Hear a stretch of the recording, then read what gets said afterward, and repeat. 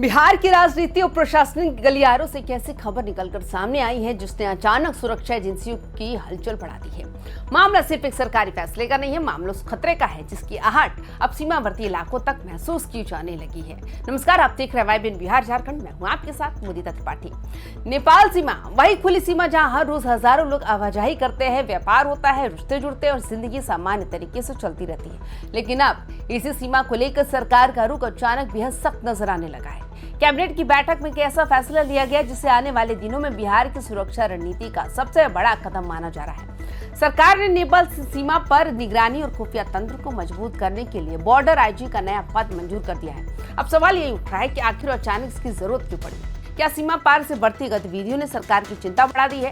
क्या अवैध नेटवर्क पहले से ज्यादा सक्रिय हो चुके हैं या फिर बिहार में कुछ ऐसा इनपुट मिला है जिसने प्रशासन को अलर्ट मोड में ला दिया? दरअसल बिहार की नेपाल सीमा हमेशा से संवेदनशील मानी जाती रही। खुली सीमा होने की वजह से यहाँ सुरक्षा एजेंसियों के सामने सबसे बड़ी चुनौती ये रहती है कि कौन आ रहा है, कौन जा रहा है, कि और किस मकसद से जा रहा है। सूत्रों की माने तो हाल के दिनों में कई ऐसी गतिविधियों की जानकारी मिली जिसने सरकार को सतर्क कर दिया।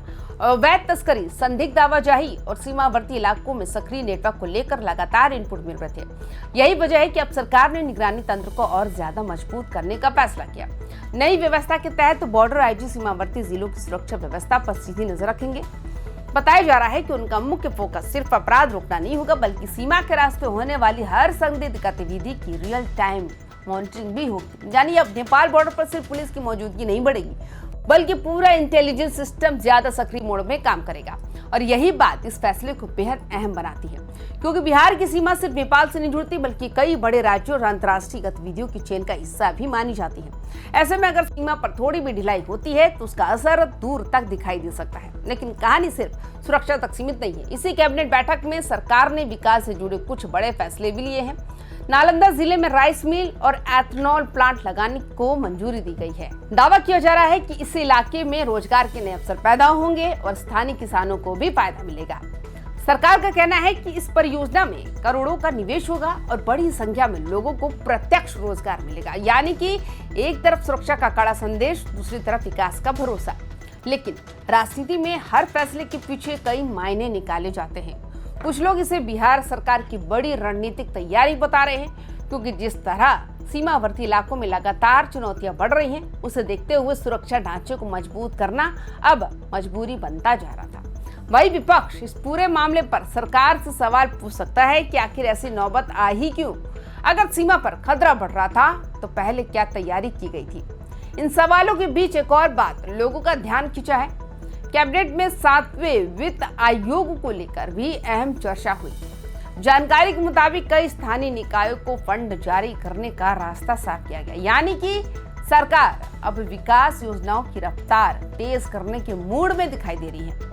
लेकिन सबसे ज्यादा चर्चा में अभी भी नेपाल सीमा वाले फैसले की ही हो रही है, क्योंकि सिर्फ एक प्रशासनिक पोस्ट बनाने का मामला नहीं माना जा रहा, बल्कि इसे बिहार की सुरक्षा नीति में बड़े बदलाव के संकेत के तौर पर देखा जा रहा है। सीमावर्ती जिलों में रहने वाले लोगों के बीच भी इस फैसले को लेकर अलग अलग प्रतिक्रियाएं सामने आने लगी है। कुछ लोग इसे जरूरी कदम बता रहे हैं, तो कुछ का कहना है कि अगर निगरानी बढ़ेगी तो आम लोगों की रोजमर्रा की आवाजाही पर भी असर पड़ सकता है। हालांकि सरकार फिलहाल यही कह रही है कि आम नागरिकों को परेशान किए बिना सुरक्षा व्यवस्था को और मजबूत बनाया जाएगा। लेकिन असली सवाल अभी कायम है, क्या नेपाल सीमा पर सचमुच कोई बड़ा खतरा मंडरा रहा है? क्या खुफिया एजेंसियों को ऐसे संकेत मिले हैं कि जिन्हें सार्वजनिक नहीं किया जा रहा? और क्या आने वाले दिनों में बिहार की सीमा पर सुरक्षा का नया मॉडल देखने को मिलेगा? फिलहाल इन सवालों का जवाब वक्त देगा, लेकिन इतना तय है कि बिहार सरकार के इस फैसले ने अचानक सीमावर्ती इलाकों की हलचल बढ़ा दी है। और अब सबकी नजर इन बात पर टिकी है कि बॉर्डर आईजी की नई जिम्मेदारी आखिर जमीन पर कितना बड़ा बदलाव ला पाती है। तो बाकी तमाम खबरों के लिए देखते रहिए आप YBN बिहार झारखंड। नमस्कार।